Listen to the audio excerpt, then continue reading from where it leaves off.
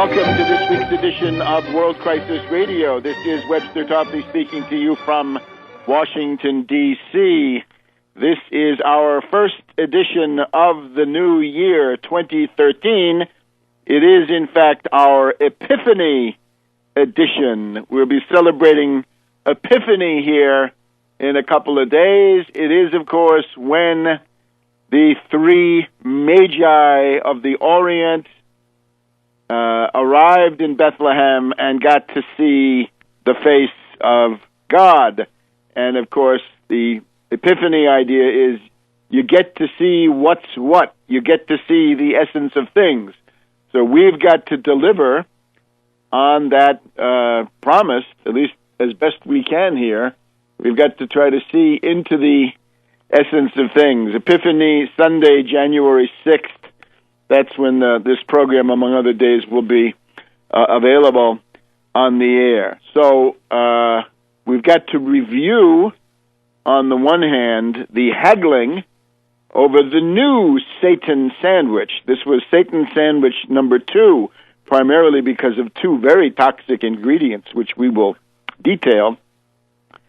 And then we want to take this opportunity to create a kind of conceptual framework for the historical processes that will be operative in 2013 as best we can estimate. And we can't account for all of them.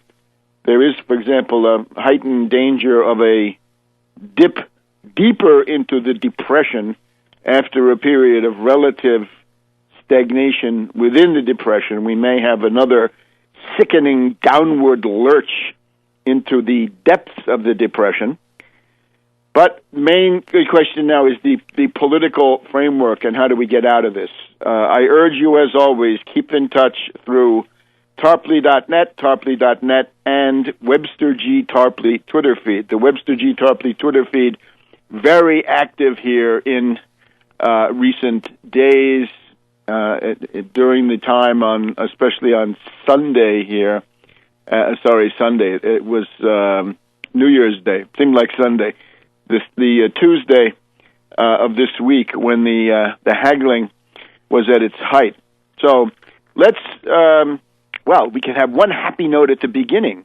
Goodbye to Ron Paul. Goodbye to the leprechaun. Goodbye to the most extreme exponent of fascist economics that we have anywhere in the Congress. His plan for $1 trillion in genocidal budget cuts, killer cuts, goes with him. He never implemented it.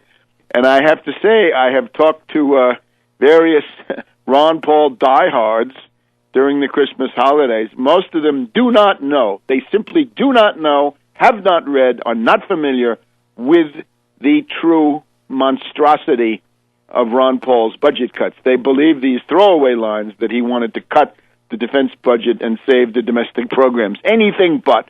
It's called Restore America. Take a look, and if you are not willing to read that, you should please shut up and not pervade disinformation about what this guy stood for.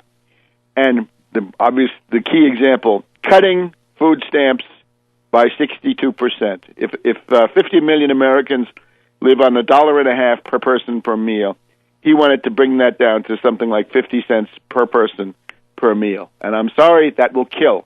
That would mean hundreds of thousands of deaths. So goodbye to the leprechaun. Unfortunately, we've still got little Rand, the mediocrity, encumbering the scene, but maybe with some of the tendencies we can identify, this particular brand of crazy may be on its way out. Now let's look at the fiscal cliff and its related solutions and so-called solutions and haggling. First of all, it was already media hype, right? It was a term, as we've stressed, invented by helicopter Ben Bernanke, undoubtedly designed by somebody like Frank Luntz, in order to create hysteria and to allow Republicans in particular to scare the public about this. It was not what it was cracked up to be, and it led to this season of haggling. Notice that on the verge of the final phase, John Boehner, the Republican Speaker of the House lost control of his extreme right wing. In other words, the Tea Party, the fascistoid caucus of the Republican Party, a fascistoid caucus within a reactionary party. He lost control of them. He couldn't get his Plan B even voted on. He dropped out of the negotiations. And interestingly, it was at that point, it was left up to Biden to bring the Republicans back from the dead. After Plan B and that fiasco, and after Boehner taking himself out of the negotiations, the White House would have been amply justified in saying, this gaggle, you can't negotiate with them. They're not serious. Let's take a vote. And if it doesn't pass, over we go. Then we'll take another vote. But no, when Mitch McConnell, the plutocrat who believes that money is speech, right, one of the foremost representatives of the legions of greed on Capitol Hill, when Mitch McConnell called Biden eagerly jumped in to bring the Republicans back from the dead, to give them a voice, even after they had really disqualified themselves from any such role. So the design that they made in the Satan sandwich package is, you can see it especially on 2 points. And these are the 2 points that I object to the most. First of all, the capital gains tax. The capital gains tax for many people went from 15% to 20% on capital gains. Now, for the super rich, there will be a couple of more percent having to do with Obamacare, but call it 20%. This is a monstrosity. Capital gains have to be taxed as ordinary income. No distinction made.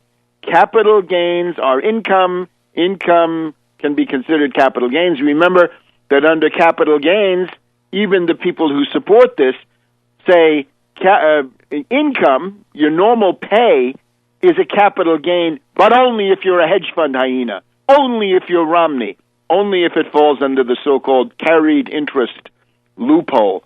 So that is all a monstrosity. The only way to deal with that would have been to say there will be no more special rate on capital gains. It will be ordinary income in whatever tax bracket you happen to be located. But instead, Biden gave them this 20% sweetheart rate. The other question is the estate tax. Deeper research into this has convinced me that the estate tax should have gone to the Clinton levels, and instead a sweetheart deal on that was worked out. Now, this was a clever design in the sense that the two conspirators here, Biden and McConnell in particular, obviously put these two things in, the capital gains sweetheart rate and the estate tax sweetheart rate. And this is several hundred billion. This is something like 300 billion, 400 billion of revenue that the federal government will not get over the next decade. And the point is that the people who are most concerned about capital gains and the estate tax are the owners of the Tea Party. The Tea Party, a bunch of right-wing anarchists, rural dupes, bumpkins, hayseeds, yahoos, pitchforks, and so forth. Maybe they don't know it. They really should know it. They are owned by the Koch brothers, by Richard Mellon Scaife, and now by this guy Stevenson, right, the Cancer Treatment Centers of America guy who owns Freedom Works at this point, paid out the $8 million to Dick Armey. This is not a matter of high principle. I just saw a woman on Fox News saying, the Tea Party is a movement of high principle. The Tea Party is a movement of extortion and corporate welfare, except that the dupes at the bottom are too dumb to know it. Anyway, the hypnotic appeal of the capital gains, the estate tax, meant that Koch, Mellon, Scaife, and these guys gave orders to the Tea Party, don't gum up the works, don't rock the boat. And so it was. Back in a minute. Welcome back to World Crisis Radio. So we're just reviewing the results of the first round of clashes of the new year. This is the so-called fiscal cliff. And again, the key to getting that passed, in my view, was that in particular, Biden-McConnell inserted sweetheart giveaway rates to the super rich on capital gains and the estate tax. as well as this other exercise of lowering the threshold for a tax increase, or for raising it, actually, that Obama wanted it for families up to $250K, and the Republican plutocrats said, no, we want to save them up to $450K. That's debatable one way or another, but I think the inexcusable aspect is we needed to tax capital gains as ordinary income. That's number one. And the estate tax should have been kept in its full rigor. The estate tax is your last chance to nick those parasites, those hedge fund hyenas, corporate raiders, bandits, and looters who made out in the Reagan years, the Bush the Elder years, down to the present time. Last chance to nick them before they essentially put that money into foundations and their probably mentally deficient descendants. So that's the bad part. Now, you have a school of thought. Jeffrey Sachs wants austerity for all. There is a school of the Democratic Party, or sort of leftists, if you can believe it. I'd call it the IMF left. Jeffrey Sachs, of course, notoriously speaks for the International Monetary Fund. This is the guy who destroyed Bolivia, destroyed Poland, destroyed the Soviet economy, has wrought untold misery. Then he had the Damascus Road conversion to becoming a development economist. He's concerned now with mosquito nets against malaria in Africa. Jeffrey Sachs wants the full Clinton tax rates to go up to there, up on everybody. I don't see the point of that, and I think that's poverty of thinking. I think Howard Dean is also more or less in that same kind of camp. No, we don't need to raise taxes on average Americans. We're not in the business of austerity and share the misery and shared sacrifice. And again, taxation has to be progressive. It has to cut deeply into the luxuries of the super rich. They go from 3 private jets to 1 or none. Rather that than have the people at the bottom deprived of the basic necessities, or even the middle class deprived of some amenities that brighten up their lives. So that's clear. We reject the austerity for the sake of austerity. Rather, we welcome here, first of all, and this is probably the work of these congressional progressives, right? This is to get them to vote for it, right? It's got to be designed so people vote for it. The American Opportunity Tax Credit and other education credits stay in. The child tax credit is renewed. The earned income tax credit remains. That's important. Various business tax breaks that you can write off. You can expense business purchases more rapidly. You don't have to worry about depreciation, stuff like that. Green jobs, well, that's dubious. On the other hand, they do have some green jobs, so we would be against that, but we're not going to make a hue and cry about it. The fixing of the alternative minimum tax, well, fine. Jobless benefits. Jobless benefits for 2 million people. Problem with this, first of all, it's only 1 year. A lot of these tax deals are open-ended, right? They make tax cuts permanent, if you will. Why not make jobless benefits permanent? That's a big shortfall. You're going to come back, and whenever you come back, you can be sure extortion, blackmail, sabotage by the Republican fanatics. But 2 million people will get jobless benefits. Wait a minute, though. What about the 99ers? Hey, Ed Schultz, all last year you were pledging that you would fight to the death for the 99ers. What happened to you? What happened to the 99ers? I haven't heard anything about the 99ers in months. These, of course, the really long-term unemployed. Jobless payments have got to be made permanent, and they've got to be made open-ended. You keep getting them until you find a job. And if the job creators are wonderful heroes in the Republican mythology, if they're on capital strike and they don't create those jobs, then by God, people will continue to get jobless benefits. We have to do it that way because Clinton has destroyed aid to families with dependent children and even general assistance welfare, which is for people who may not have such children. Pell Grants seem to go forward. WIC seems to go forward. Head Start goes forward as far as I can see. So those are all positive things. So all in all, it's obviously going to be a compromise. Even in the world of Obama, that's certainly not, it's not the worst result for Obama. Main problem, capital gains. Main problem, estate tax. Now, let's use that as a prelude to discuss, obviously we also reject the extreme right-wing position. Today, National Public Radio, Diana Rehm show, they had a Canadian fascist on there, a guy called Chris Edwards from the Cato Institute. The Cato Institute, paid for by the Koch brothers. And he wants the takedown of the entitlements.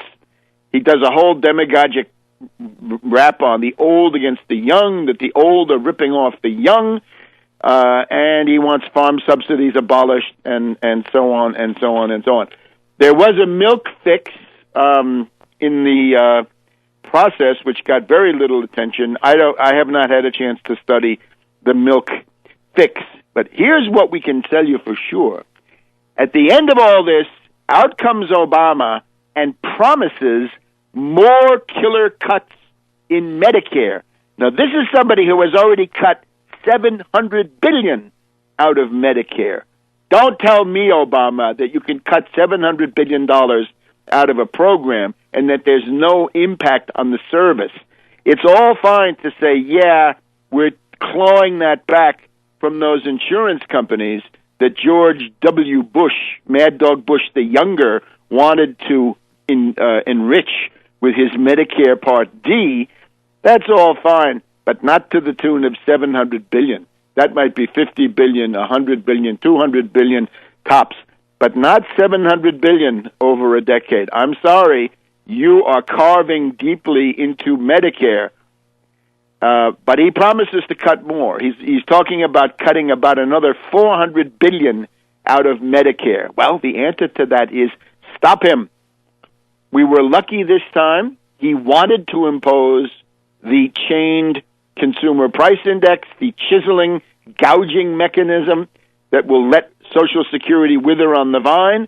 The death of 1,000 cuts is typical signature method, pure Obama, treachery, deception, dissembling. You run for president saying, I will defend the entitlements, and now he's promising he's going to cut entitlements. Sorry. Time to stop Obama on that stuff. Progressives, so-called, take off the gloves. This is not the Messiah. He's a desperate demagogue. Bash him mercilessly. Stop him from selling you out.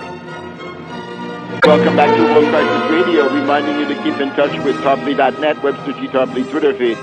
If you have let 2012 go by without getting a copy of Just Too Weird, Bishop Romney and the Mormon Takeover of America with Polygamy, Theocracy, and Subversion, you should order a copy of Just Too Weird. Electronic, very cheap. Paper copy, much better. Put it in your permanent library. Not just the Romney campaign as the vehicle for a coup d'etat, with people like Petreaus, with Stavridis, Ham, with Admiral Goulet, the head of the Missile Defense Organization, and so forth. The Gallup poll, the head of Lockheed, Senator Dement of South Carolina. We now have word of the negotiations between Rupert Murdoch and Petreaus, trying to get him to become a presidential candidate. I told you already in 2009, 2010, Petreaus is the focus of Bonapartist tendencies in the U.S. government. Military coup. You get it? That's now confirmed. So stay tuned. Tarpley.net keeps you ahead of the news. But in order to understand these things, you've got to do the background reading. That's called Just Too Weird, Bishop Romney and the Mormon Takeover of America. Now, let's look at the perspective going forward. We want to stop Obama's Medicare cuts. Let's look forward to the inauguration weekend, right? The Thursday, Friday, Saturday, Sunday, Monday of Obama's second inaugural. That, I think, is the time for a great gathering of the clans here in Washington, D.C., anti-austerity forces, people of goodwill. If you don't want genocide, because Obama will give you genocide just as sure as Ron Paul. Ron Paul comes out in the open, says, here, we want this many mega deaths. Obama, of course, not so crude, much more subtle, much more nuanced, but still the hecatomb ensues. Remember all these people. We want to warn austerity ghouls, budget hawks, Malthusian propagandists. The Nuremberg reckoning will apply. At the end of all this, a Nuremberg reckoning. High crimes against humanity include the refusal to provide adequate food, clothing, shelter, medical care to human populations. And this will not change. So we have these precedents, and we should refer back to them. Now let's look at the Republican Party. Usefully, we have some reactionaries. We have Joe Scarborough, who says the seeds have now been planted for the destruction of the House GOP majority. Let's not stop there, Joe. The seeds have been planted for the destruction of the Republican Party as we have known it. The destruction in place of the main reactionary, openly reactionary party. We've been talking about this. The framework is that of the party realignments. We've gone through these party systems. Each party system implies an ideological climate. It implies certain groups that make up a governing majority. It often implies an electoral college map. The first one, the foundation of the federal government under Alexander Hamilton. Whatever else happened, the crimes of Jefferson, the crimes of Madison, the debacle of the initial War of 1812, it's all okay. The nation survived. Hamilton wins. Positive phase. Second phase, the demagogue Andrew Jackson, his destruction of the Bank of the United States, his provocation of the Panic of 1837 under Van Buren. Economic development stops. Canal building slows, stops. Railroad building slowed. Economic development slows down, stops. The slave power conspiracy makes a comeback, and we get secessionism and civil war. The biggest failure of them all, Andrew Jackson, is down there in the ninth circle. He's damned into the ice at the bottom of the inferno as a traitor because he was a disciple of Aaron Burr. Third cycle, Abraham Lincoln, new Republican Party, Whig Party has collapsed. The Know-Nothing Party, sort of like the Tea Party, has collapsed. And then we get Lincoln. It's a success at a terrible cost, but out of this comes the greatest industrial power the world has ever seen, the Transcontinental Railroad, all kinds of social and economic progress with obvious problems. This lasts until the end of the century. Remember that in 1895, Wall Street seized control of the U.S. federal government under Grover Cleveland through a conspiracy of London and Morgan to control the U.S. public debt. The new cycle beginning in 1896, the McKinley cycle, can't blame poor McKinley. You get figures like Theodore Roosevelt, Woodrow Wilson, and the reactionaries of the 1920s. You can see this is bad. It brings you the Federal Reserve System, the Federal Bureau of Investigation. It brings you the U.S. entry into World War I, a disaster, making the world safe, not for democracy, but for fact. That's what came out of World War I. So that one is a failure.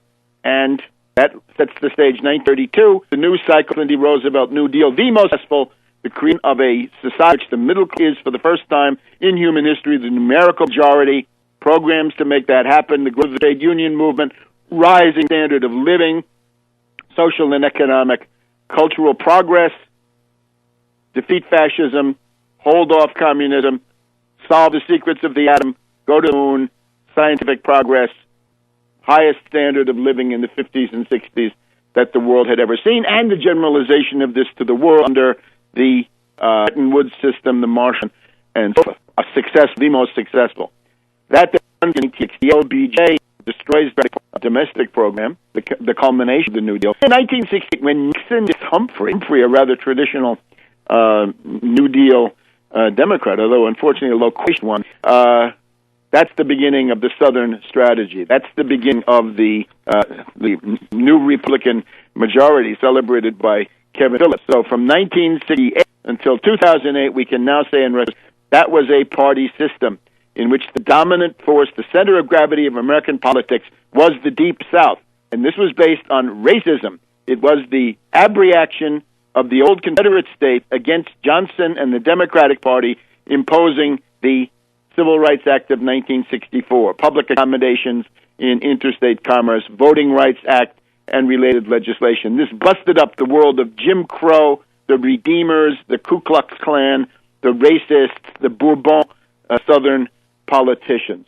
And that was then what set the tone ideologically for the entire country. We'll go through this in some detail if we get time at the end of the broadcast. So that's the Southern strategy. Now, that was based, as we've said, on the Southern states, white men, Southern populations in general, evangelical Christians, largely bigoted, having very little charity, very little of the message of Christ in their gospel. Plus also Xers, in terms of generations, the population, the age cohort that's most interested in supporting wars, the Xers, and taking down the social safety net, also the Xers. They believe in a grim social Darwinistic view of the world, somebody like Tom Cruise. Their basic argument, we never had any benefits, why should anybody else? So this is very ugly. They're comparable to the lost generation out of which the main fascist leaders emerged in the wake of World War I. So these things are now changing. Instead of the Southern strategy, it's clear now, we've now got the new majority, which is what? Hispanics, blacks, young people, women, along with some ideological groups, Asian Americans, and that's now the emerging majority. That is what has now validated. It wasn't there in 2008, but by 2012, it's clear there has been a party alignment. Thank God. It's still open. There's still in a minute. Welcome back to World Crisis Radio. Now in the last segment of our first hour here in our Epiphany show, we want to go to Michigan. Last week we heard from Reverend Pinckney in Benton Harbor, Michigan, about the battles after the November election. Remember, in November, the Michigan ballot had two statewide questions. The first one was, do you want to strike down the emergency manager law imposed by Governor Snyder? I would call this the little Hitler law, that every city, Benton Harbor, Pontiac, Flint, Ecorse, Detroit even, would have its own little Hitler, a little dictator who would basically send the mayor and the city council home. That did get down, but now we've learned that Snyder came back with a slightly, which was, should the right of collective bargaining be any Michigan state constitution? That held. Apparently, the UAW and others were more interested in Obama getting reelected than they were in getting the rights of working people. So we know that Reverend Pinckney is the absolute front line in this. He's coming to us straight from a meeting held last Saturday on the last weekend of the old year, what to do about this. So we're looking forward to getting a report. And remember, this is where you want to get engaged and mobilize and do whatever you can to help it with money, Twitter, or in any form you can. Reverend Pinckney, how you doing? Happy New Year. Hey, Happy New Year to you. And once again, it's an honor to be on your show again, just to be able to give about Michigan itself. Right. We're very much focused on Michigan, as you know. So I guess we start with that Saturday meeting, right? You're confronted with the situation, right? Snyder, he doesn't care about the will of the people. He says, I'll have my emergency managers one way or another. And he's also busting all the unions at the same time. So how are you going to fight back? Well, here's what we came up with. One of the things, the union themselves, we had an overflow crowd on that Saturday. It was last, actually. And we want people to understand how serious this matter is. And people don't quite get it, especially the people who can really help. And what we had people from all over the state of Michigan to come. And then we decided we put that. We try to come legally with it, and also preparing for the election that's going to be in 2014, I believe. When it runs again in 2 years. We prepared to deal with him on that level. So the meeting itself, what we worked out is that we have to get ourselves ready to get out here, start mobilizing and organizing the whole state in order to win this election.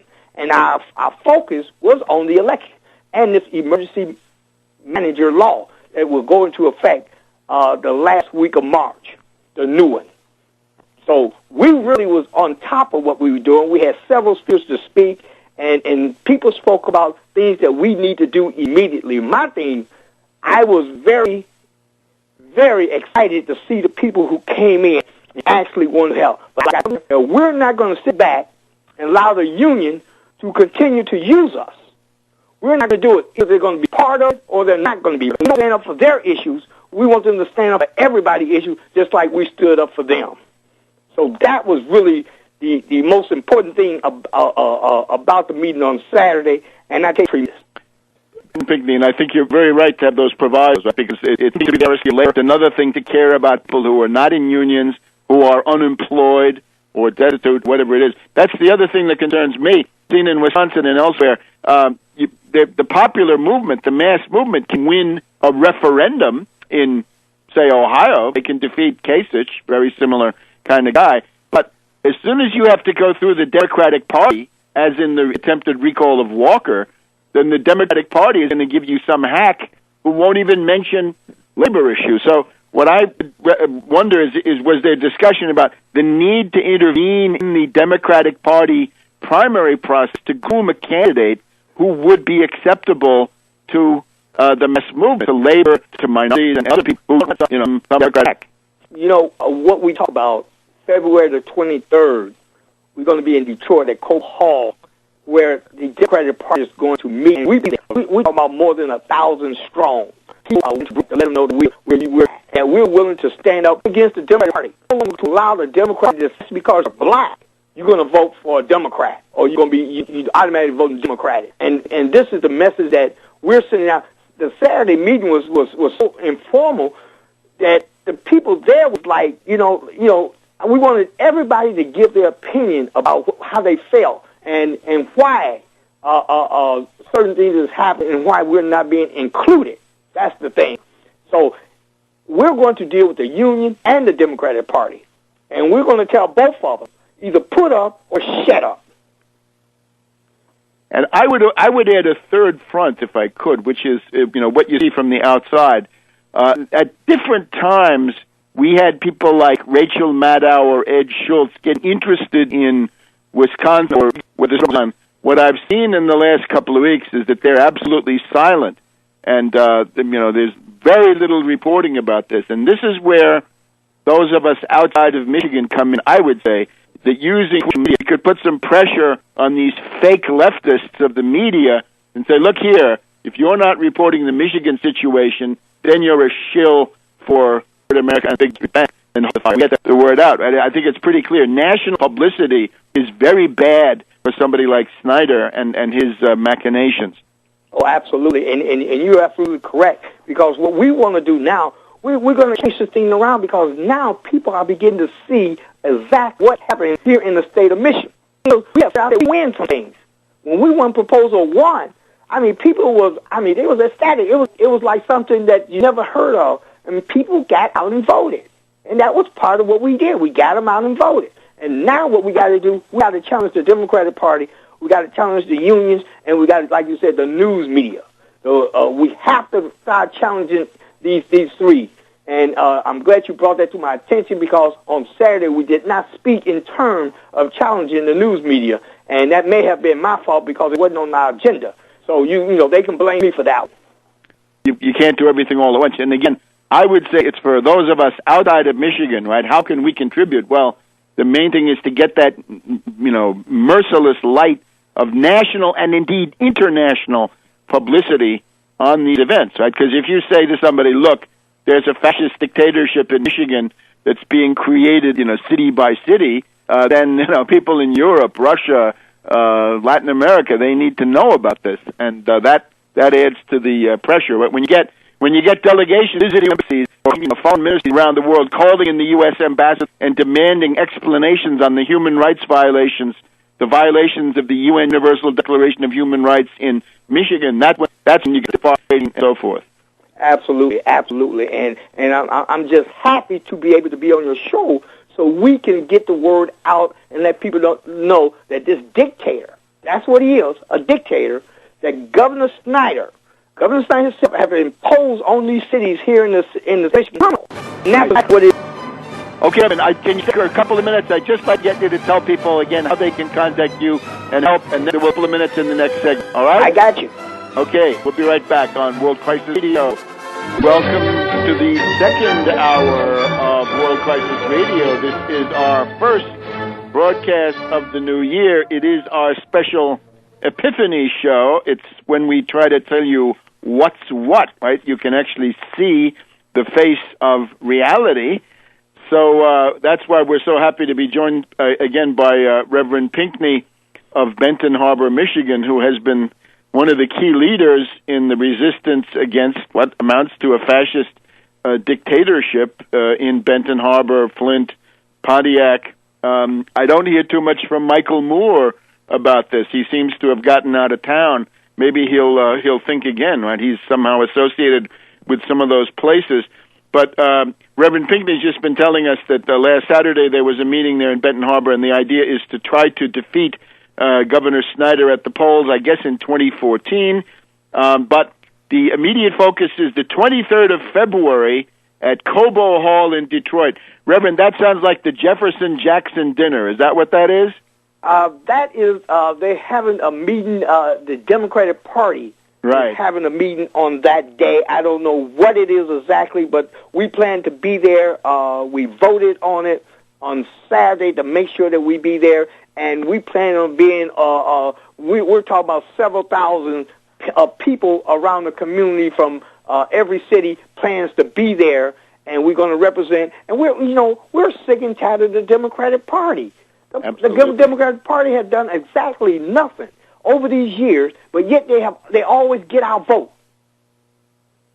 There we go. I think that's, Reverend, I have some experience in Michigan. I think that's the Jefferson-Jackson dinner. Anyway, for sure, it's the 23rd of February, Cobo Hall, everybody knows, downtown Detroit, across from that Renaissance Center. So what is it, probably about 6 o'clock, 7 o'clock in the evening? Absolutely. I urge people to go there. If you're in Chicago, if you're in Cleveland, any place like that, go to Detroit. If you're in Toronto, go, contribute, and protest. Now, the other thing is for this, we want to get some international media attention, right? People like Press TV, Russia Today. Russia Today in particular, right? They spend so much time on Julian Assange and Ron Paul. How about paying some attention to real mass struggles? Now, Reverend, tell people now, again, how they can help you and your group and give the contact information so that people can support you from the outside. Hey, that's beautiful. Listen, let's start with February the 1st. We plan to be in L.A., Los Angeles, California, at the Shriner Auditorium, 665 West Jefferson. We are going to protest the NAACP Image Awards and the NAACP. We must hold the NAACP accountable for their actions and inaction. So the way to reach me, you can call me at 269-925-0001. That's 269-925-0001, or you can write me at Banco, BANCO, 1940 Union, Benton Harbor, Michigan, 49022. That's Banco, BANCO, 1940 Union, Benton Harbor, Michigan, 49022. You can help us if you're willing to help sponsor someone to get to Los Angeles for this protest. You can send a check to Banco, BANCO, 1940 Union, Benton Harbor, Michigan, 49022, because we need all the help we can get. We are going to hold all organizations accountable for their actions and inaction. That's part of what we do. We are sick and tired of being pushed to the side, and now it's time to stand up and fight. And that's what I want to do. Reverend, let me just ask you, who gets these image awards? Who are the people? Do we know who's going to get them? Well, they got a list of them. They got Denzel, Jamie Foxx, Samuel Jackson, but we got a list of people who are being nominated. We won't know until probably the night that who's going to receive it, but my goal is also to send each one of them a letter asking them not to attend. Right. So I think that would be tremendous, because somebody got to let them know that what the NAACP is doing is wrong. I mean, what you're doing is wrong. You're not standing up for the people in the community. And we're demanding that Ben Jealous resign, and then we allow the membership elect the president of the NAACP, not the board member. That way he's handpicked. So we got some issues, and we want to go further and deal with all these other issues about their being out of touch with the community. We need the NAACP to stand up and be counted. All right. Well, Reverend, we admire your courage, and we want to keep in touch with you. And I hope in the coming weeks we can get you back on periodically. If something big happens, you can always reach me, and we'll get you back on right away. Hey, appreciate that. We're here once a week, okay? Good. And let me say this. I have received many, many calls from your listeners here. And, I mean, from all over the country, they've been calling, and they're excited about the idea that I'm on your show and your show itself. So I want to thank you because, actually, we're getting the word out. That's right, and I think you're in the front line, so the rest of us we're in relatively cushy circumstances compared to Michigan. So Michigan, I would suggest we got to make that the focus of international class struggle and get the word out, because again, Snyder is somebody who thrives. I guess he's like a worm on the underside of a rock, right? He thrives in darkness and dampness and no light and no heat. So if we can provide some heat and light, then we can make it harder for Snyder to operate. Absolutely, and we are going to defeat him in 2014. There we go. Now we need to groom a candidate. If we can't get you as a candidate, we've got to get somebody comparable and groom that person and send them through the primaries. Hey, I think we can help on that too. Oh, absolutely. Let's do this together. Okay. Thank you again, Reverend. Happy New Year. Thank you very much for having me. Big year of struggle, 2013. Bye-bye. All right. Thanks to Reverend Pinckney in Benton Harbor, Michigan, and we'll be in touch with him continuously, because that's the United Front. People wonder, where's the United Front, right? United Front against austerity is obviously in a practical united front, right? We're trying to accomplish these tasks, and as time goes on, through the interaction, these ideas of Wall Street sales tax and other big picture economic reforms will be part of it. But for right now, we don't want unions to be destroyed. Unfortunately, the unions are not able to protect themselves because of the failing moral and intellectual qualities of their leaders, so they're not able to fight somebody like Snyder. And, of course, you've got this millstone of the Democratic Party around your neck, and you're expected to sacrifice for Obama and, indeed, to embrace killer austerity because it's important for Obama's political legacy. Sorry, no way. So here we go. We were talking about the collapse of the Republican Party. Now, let me just repeat. The goal of all this is that the American people deserve a New Deal economic reform party.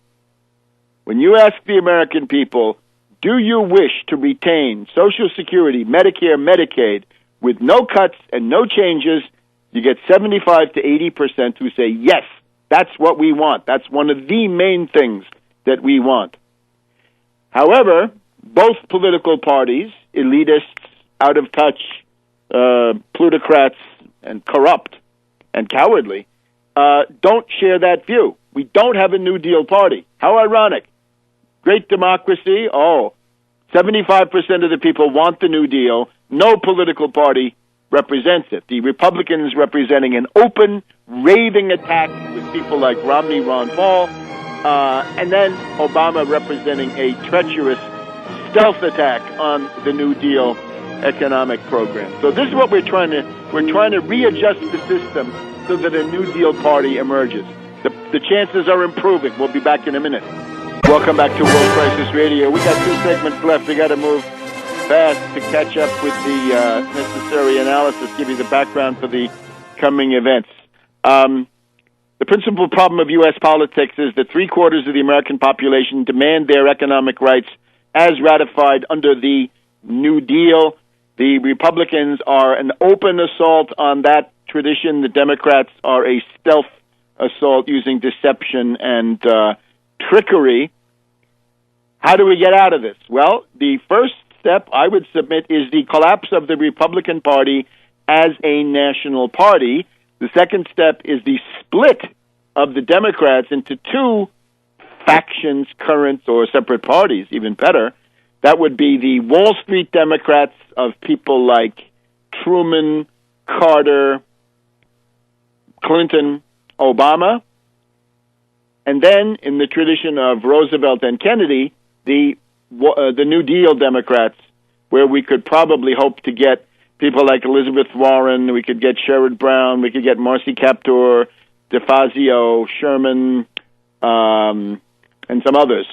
That would be the hope. Now, how do we stand on that? I would say the collapse of the Republican Party, thanks again to Scarborough, that the seeds for the destruction of the GOP House majority have already been planted. Let them germinate. Let them grow. We've also got, I think it's Kramer of CNBC writes an essay, Crazy Does Not Win. Crazy is the lunatics of the Tea Party. So, how do we stand? What we're aiming at is the destruction of the Republicans as a national party.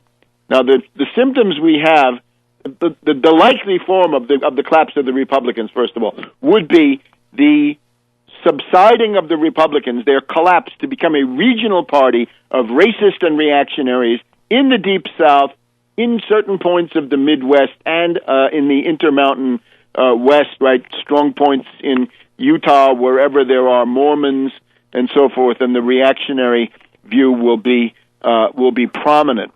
From the point of view of the U.S. Petty bourgeoisie, businessmen, brokers. Remember, the essence of the Tea Party is brokers, real estate brokers, stock brokers, insurance brokers, veterans, people like this, small businessmen, low-wage, sweatshop, small businessmen. That's very important for the Republican Party. I want to point out this guy, Bob Brinker, on a radio program called Money Talk, which is very widely syndicated on the weekend. It tells people how to invest their money. He's the Ginnie Mae guy. Bob Brinker, this past week, says if you cause the default of the federal government, you are guilty of treason. And people called in and said, Bob, can you really mean that our Republican heroes are guilty of treason? Yes, if they cause the default of the federal government, says Bob Brinker of Moneyline, that is high treason. All right. The entire Republican position is one of blackmail, extortion, and sabotage. The debt ceiling. If we don't get the killer cuts, the genocidal austerity, the dark ages social policies that we want, then we will bankrupt and default, make the federal government go into default. On the sequester, if we don't get what we want, then all these cuts will occur, and the continuing resolution for the budget, if we don't get what we want, we will shut down the federal government. The really serious one, of course, is the debt ceiling. This is one of the flaws of the Obama fiscal cliff negotiations, is the debt ceiling could well have been included. Now, Obama is saying loudly that he will not haggle on the debt ceiling. He will not be extorted and blackmailed. Obama, if you want to make that stick, you've got to cite the 14th Amendment and your constitutional authority, and that you are compelled, the constitutional compulsion to pay the debts of the United States.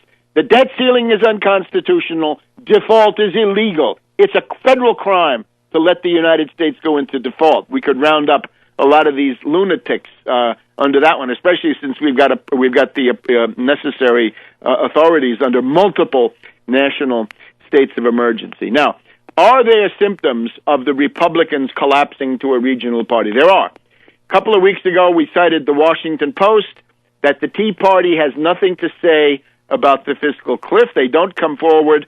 And we got the story of one of the Tea Party fanatics, this rather obscure woman who's the co-founder of Tea Party Patriots, comes to Washington, meets with Congress people from Texas and Georgia and other places, and discusses more or less exclusively state issues, giving up on federal issues. It's a tendency these people have anyway, right? They like the state better because, frankly, it's easy for oligarchs to get their way in a state. The problem, the advantage of the federal government, the reason it's generally a little bit better than many states, is that oligarchical interests of all kinds clash. They cancel each other out. I've been trying to argue this on Twitter lately. You could see it very clearly over this past weekend. When evil fights evil, good benefits. And in fact, if we didn't have evil fighting evil, the world would have been overwhelmed by evil long ago. The main advantage we have is that evil does not all agree among itself, right? It can't get along. But now we have an even more spectacular, and this is truly spectacular, the question of the Sandy money. The big news of this past week, that Boehner, in order to cover his idiotic right flank to this crew of wreckers and saboteurs, the party of extortion, blackmail, sabotage, and treason, the Tea Party, the fanatics, right, the dupes of Koch, John Stevenson, and Millen Scaife, and many others. These right-wing anarchists working for finance capital, which means pretty much fascists, they have blocked the money for Sandy relief. I'm thinking now of that famous New York City headline. You can find it in Surviving the Cataclysm. Ford to city, drop dead. Boehner to New York, New Jersey, Connecticut, Maryland, Delaware, Virginia, and Pennsylvania, drop dead, says the Republican Party. They wouldn't vote on it, and it means significant delays, and also, people, it will not be automatic, because these lunatic Tea Party people, after the two wars that were off budget and all sorts of other shenanigans off budget, right? Abramoff off budget and so forth. They now have to have everything offset, right? Paid for, as they say, pay-go. And it will not be automatic to get that money. I hope the Tea Party fight to the death to prevent that money from going. So what do we have? Governor Chris Christie of New Jersey comes out and says, Boehner and the toxic politics of the Republican majority of the House of Representatives are guilty of sacrificing my state. King says, the hand that held the dagger has plunged it into the back, and that's Boehner. So Republicans attack Boehner. That is the death sentence of any Republican congressman in the Northeast. Goodbye, King. Goodbye, Staten Island Republicans. You've had it. Back in a minute. Welcome back to the last segment of our Epiphany program. Let's see how much more illumination we can put forward. The Tea Party already dwindling towards state-only issues, Texas, Georgia. Boehner now attacking New York, New Jersey, Connecticut, Delaware, Maryland, Virginia, and Pennsylvania. Quite a big slice of the Electoral College, I must say. Christie in a big attack on Boehner, his toxic policies, his betrayal, and King, perhaps even more interesting, King, the corrupt Margiotta machine out there on Long Island, Nassau County. King says that Boehner is expressing a regional hatred, and that the idea among these rural characters, the Tea Party, is that any money sent to the New York area is corrupt. Now, again, I would think that ought to be enough to get any Republican congressman in any of those states defeated, smashed, gone, because now Boehner is promising a vote on Friday, and who knows what, that'll be about $9 billion, and then a week or two later, another vote. But there's no guarantee, because the fanatics are saying, well, no, we want everything paid for. Well, this is not so not good. So you get the idea that it's beginning to act, that the real underlying tension is that the Republican majority in the House of Representatives is incapable of national action, because they are these rural Southern reactionaries of the Tea Party caucus in a formal sense. About half of them are from the South.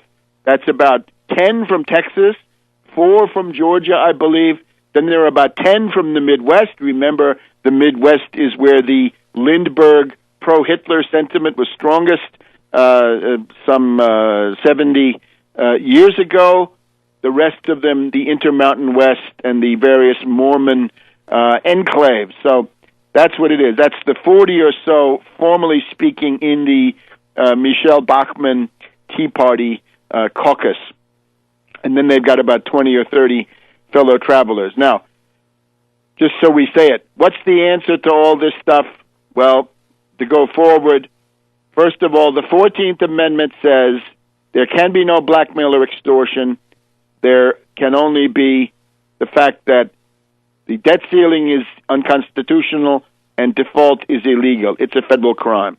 If you want to solve the problem of Social Security, remove the cap on the payroll tax. It's solved. If you want to help Medicare along, let Part D do an aggressive haggle with Big Pharma on the cost of those prescription drugs. That will help a lot.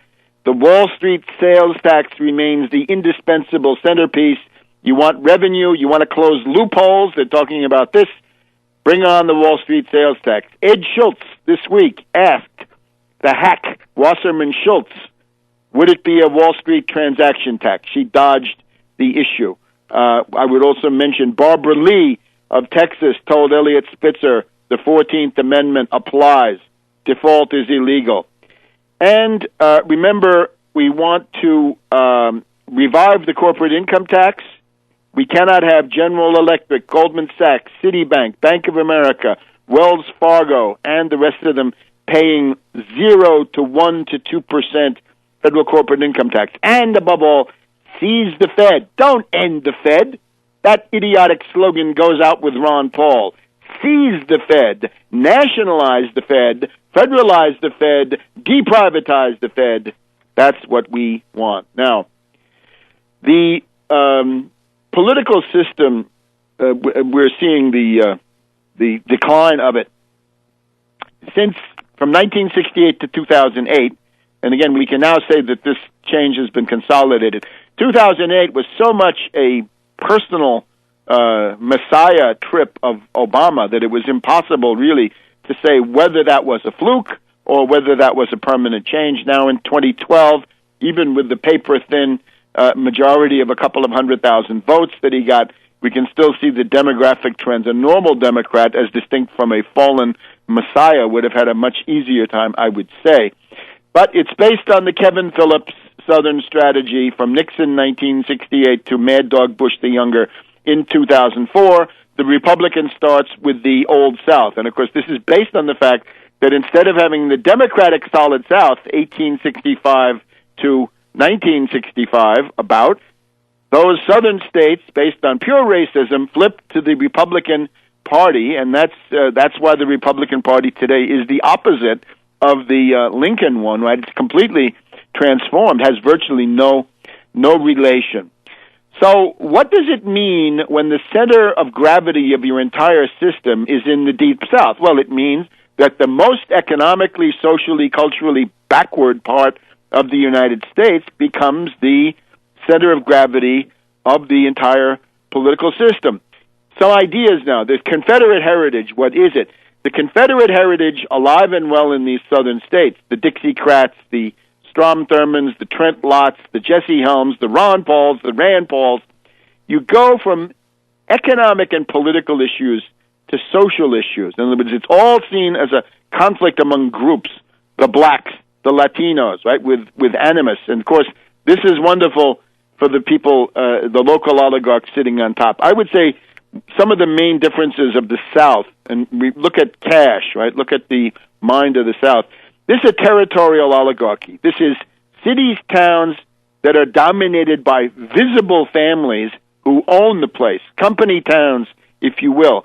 It's not the more modern kind of oligarchy of people hiding behind the market, right, New York City and places like this, but it's the older sort of neo-feudal, Lord lives on the hill, Lord dominates the surrounding territory. This is then the origin of deference and backwardness.